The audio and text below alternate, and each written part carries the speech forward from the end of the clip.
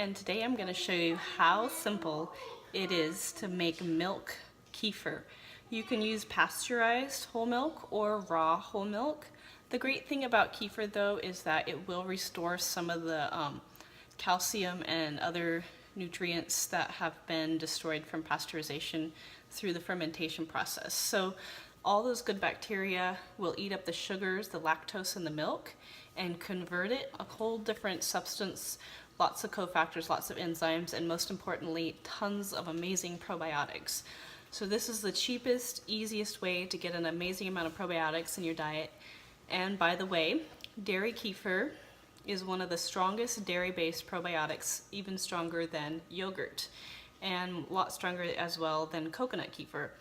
So dairy kefir is one of the best dairy probiotics besides soil organisms, which I recommend taking as well if you can. But for a great daily probiotic, dairy kefir. And the thing you don't know about kefir is the store-bought kefir has not nearly as many probiotics in it as the homemade stuff, because the government doesn't really understand how important raw fermented microorganisms are to our health, so they have a limit to the number of microorganisms that can be in a kefir, even if they're a good microbe.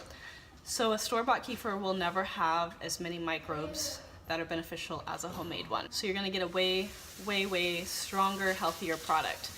There have been so many people who have had testimonials of their bodies detoxing, healing, and all kinds of things from eating raw kefir homemade. In fact, probiotics and microbes are so important to your body that there are 10 times as many microbes in your body as there are cells. So it's very crucial for your body to have good microbes going in. If you're eating a lot of processed grains and sugar, you are feeding only the bad microbes, the yeast, the bad bacteria, bad fungus, all those things that you don't want. So the more you put good microbes into your body, the more they help digest your food so that you can get the nutrition out of it to help nourish your cells even more effectively, and they increase your immune system. And good probiotics can help heal gaps in your gut. Gaps are basically when poor nutrition causes bad microbes to create places where allergens and proteins can get into the bloodstream and cause you to have allergies. Allergies to the environment, allergies to food, allergies to all kinds of things. So the more you feed your gut with good bacterias and good probiotics, the more your immune system is stronger and less you have any kind of allergies. So that's really the problem with modern culture, is that fermented foods and healthy microbes have been completely ignored for many decades. With modern processing of foods, our food system in itself has a value for everything being highly sterile. But the truth is, your body is not a sterile environment. You have over 10,000 different species of microbes just living in your gut, from your mouth all the way down to the end. 10,000 different species of microbes. So your body needs good microbes every single day. So don't go without good microbes. Make sure that you get good fermented foods in your diet, and this is one cheap and easy way to really benefit your body, help your children especially have stronger immune systems, less allergies, and heal your gut and live a better life. So here's the kefir I just made. It's a little bit thick right here, kind of like yogurt, and a little bit clumpy, and it's a nice consistency. My sister, her daughter, loves homemade kefir. She mixes this with honey and puts it in those little reusable squeeze packets that you can get for kids, and it has like a teddy bear shape or something cool on the front that looks like one of the disposable kinds, but it's washable. And she'll drink like 3 or 4 of those a day. So you can mix this with honey, you can blend it with strawberries, you can make smoothies out of it, you can use it for making pancakes, although a lot of the probiotics will be destroyed. But it would be similar to buttermilk in a pancake batter. We use it for that as well. And now let me show you how easy it is to make it. When my culture is done fermenting, it will have a piece of cheesecloth over it like this to keep the flies and gnats out. And you basically set it on your countertop for 24 to 48 hours. When it's done fermenting, you can either stick it in the fridge if you're busy and wait until you get a free minute in the next couple days and then pull the culture out, or you can immediately pull the culture out and start a new batch. The culture is very forgiving and gracious. It's been very forgiving for me, I promise. It would not be alive if it was up to me to faithfully tend to it every single day. So when kefir finished culturing for 24 to 48 hours on your countertop, you take this part off, the cheesecloth, and you dig for the culture. And I told you there's some clumpy pieces in there, so make sure you don't just grab the clumpy pieces, but I'm going to show you what the culture looks like. It sticks together and it's all one little piece. It looks like this. It's all stuck together in one big glob. We call it the mother. Some people call it a kefir grain.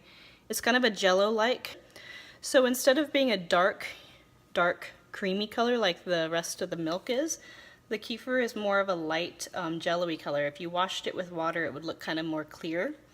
So that's what you want to dig out of your kefir to start a new batch. So look, the clumpy stuff could probably be milk, but make sure you find the mother so the mother can get put in a new batch. This mother is big enough that I could do 2 cups of milk for it. Otherwise, I could break this mother in half and give part of it to a friend, and they could start their own kefir culture. So the next thing I'm going to do is take a new glass jar and fill it up with fresh, raw, whole milk and put about a cup in. Actually, these pint jars hold a total of 2 cups, so that's more like 1.5 cups. You're going to start with a new batch of fresh milk, pasteurized or raw, ideally whole milk because it doesn't work quite as well in non-fat milk, and plus your body needs fat anyway. Fat's very important. So you just put, this is almost 2 cups here.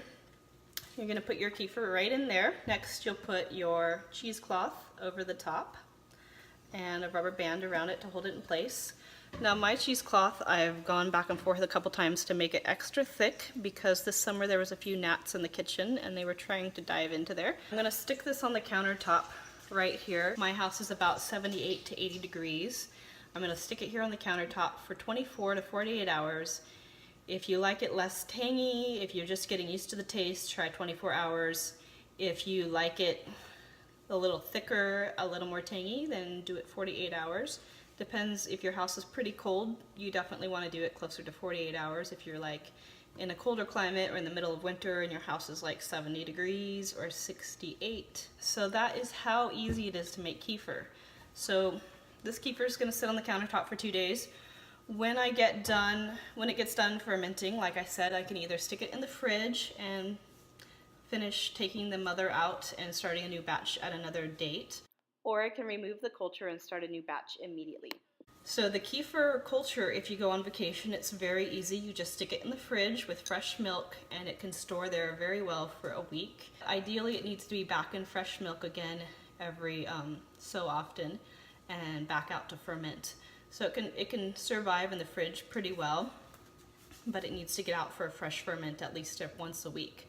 And then with your kefir that you just made, right here, the thick stuff, I'm going to put a lid on this, and then I'm going to grab a little sticky note and mark the date that I made it on. So if you made it on today on a Thursday, or it's been in my fridge for 3 days and I just took the mother out, I would put it for 3 days ago.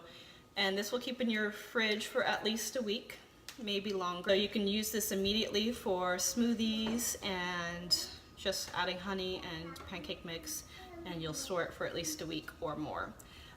So that's how easy it is to make kefir. And here's my 2 jars. This is my fresh kefir that's thick and fermented, and this is my fresh batch of milk with the mother in it ready to ferment for me. So see how thick that one is?